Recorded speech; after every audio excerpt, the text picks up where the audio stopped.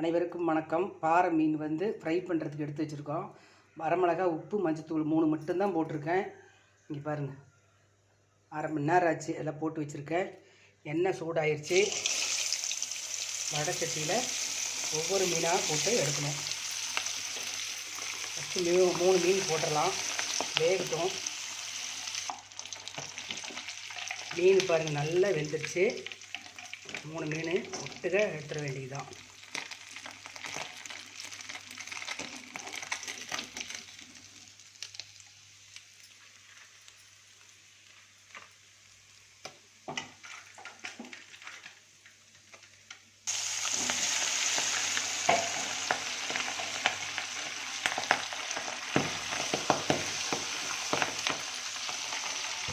மீன் பயங்கரம் வெடிக்கிட்டே இருக்குதுங்க, டக்குன்னு. அதனால் மூடி வச்சிடுறேன்.